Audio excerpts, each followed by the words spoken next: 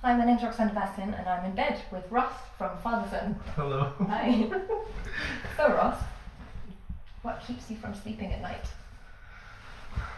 That's I don't know, just was somewhere where the place I was staying was totally haunted. So that's kind of kept me up at night the last couple of months, just thinking about just how weird that was. But nothing much keeps me up at night. I'm actually a really good sleeper. Ghost. Just a casual ghost, like now and again. Yeah, I get that. What about you? What keeps me from sleeping? Yeah. Well, I've not encountered so many ghosts so far. What keeps me from sleeping? Mostly just coffee, because I tend to drink too much of that. Yeah. So Ross, are you ready for question number 2? Okay. If you were allowed to spend a whole day in bed, I quite like this question, what would it look like to you, ideally? What would it look like? It'd probably look a lot better looking out than it would looking in, but it would just be like films and just stupid amount of like crap food, and I don't know, it'd be really comfy. Like it would be like a 2 mattress effort with loads of duvets and pillows. Yeah. And just it would be pretty. What kind of films? I don't know, it'd probably ease yourself in, something easy going, and then I don't know. Some sort of, I started watching the Universe, which is like Clerks and Jane and Silent Bob and Chasing Amy and stuff like that. Okay. So that's pretty cool. Cool. Probably some And weird. snacks? And snacks. Don't know. You need to get a bit inventive if you're going to spend all day, because you're going to need the 3 meals. So some sort of like breakfast thing. You're going to limit yourself to 3 meals. Well, I think it's really, if you're already spending all day in bed and not moving, I think if you have more than 3 meals, you're just never going to leave that bed. So yeah, you got to do like croissants or stuff like that for the morning. Cool. And then, I don't know, maybe get like a toasty maker near the bed. Yeah. Or like a microwave near the bed. Now you're talking. And then just start doing stuff like that. Yeah. Yeah, maybe like a week's worth of shopping around the bed so you've got enough stuff to pick from. Yeah, have to prepare. Yeah, Okay. you've got all day to prepare. So. Yeah. Cool. So finally, have you ever been so excited / nervous about an upcoming event that you couldn't sleep the night before? Exams. Exams? Exams. It was always terrible. Hand-ins for like university and stuff like that. I would just be awake to hand them in. Mm-hmm. So that was never So good. much worse than like a show. Oh yeah, so much worse because like you're just gonna go and do the show, and after it, if it was terrible, then it only happened once, and nothing's ever gonna like ride on that forever. But sometimes when exams probably kept me up. Shows are fine. Yeah. Okay. It's music. If it goes badly, then you know when it went badly, and you can't really do anything about it. So that's my opinion. What's the worst / last nightmare you ever had? Oh man, I've had quite a lot recently, but they're so weird, as is the nature of nightmares. I was watching, do you know Louis C.K.? Comedian. He's got his TV show as well, and I was just watching his latest episode, which is actually just all about his crazy nightmares.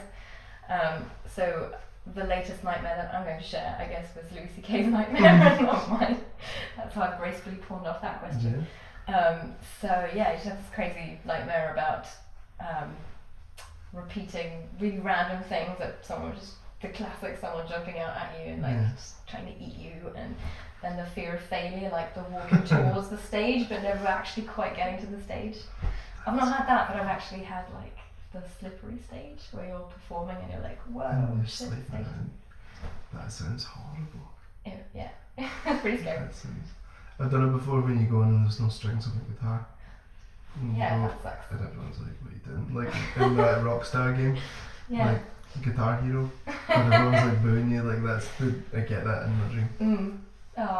Yeah, but then you wake up and then you have croissants at the same It's just like, right there you go. Is it okay to be grown up and still have a stuffed animal or a hug pillow? Of course it's okay, because like, whatever you want, each to their own. Do you have a stuffed animal? I don't, no. But I travel so much and like I grew up in Berlin, so all my childhood stuff is still there. And like my stuffed toy wasn't necessarily the thing that I thought, oh, I'm gonna have to take you with me to London. So, but I wouldn't condemn anyone for What age is the limit?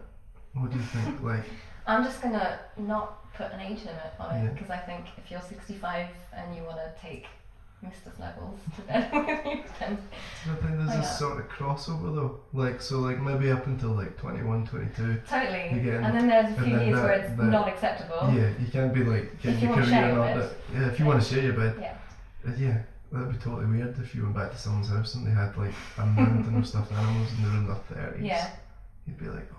But so does it become like retro cool again at some point? I think it just becomes adorable once it gets older. Do you know what I mean? It's like, your gran has got a stuffed toy instead of like your weird uncle has got loads of stuffed animals, do you know? Yeah. Yeah, I think that's the thing. Yeah. What is the oddest thing you ever took into bed? Jesus. Thing. Yep, that's a toast maker. I don't know, I do like to, like, if I do have a day in bed, I do like live in it, so like laptop cables, and I work in bed, so everything that kind of comes with that. But I don't know, that's not really weird, is it? It's not that odd. No. I mean, yeah. Sorry, I've failed. No, don't worry. It's an horrendous question. It's very rude. Did you skip the rude question? No, I felt that was a bit of a rude question. It was sort of like. Well, there was room for tongue in cheek, right? No, that was. I thought I navigated that quite well. No, I totally did. Thanks. Right, so we both need to answer this. Which monster sleeps under your bed? Oh, I travel around so much that I don't have like a bed. So the thing about my monster is it can't keep up with me. So. That's good. Yeah. What about you? What monster sleeps under your bed? He's pretty lazy. He never really gets up to much. Like, regardless where you are, just gonna leave you be. Steals a croissant. He turns off the toast. They make it halfway through sometimes. Okay. It's just more of a nuisance. That was lovely. This is the weirdest interview I've ever done. Yeah, it's cool. And the most comfortable. Yeah, it's pretty good. It's a bit warm. But there's still this one question that we both have to answer, right? So Ross, what happened last night? What happened?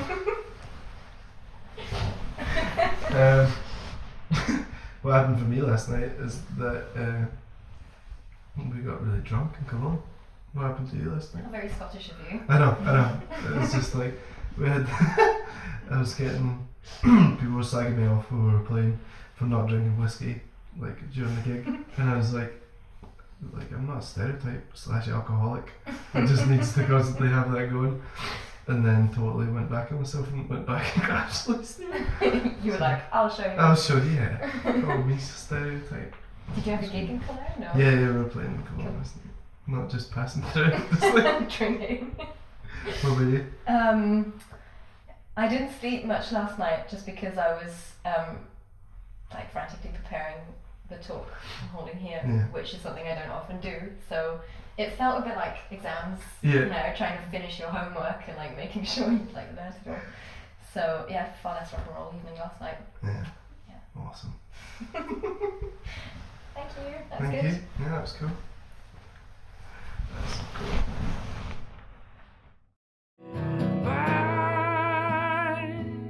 The look in your eye, the only thing I couldn't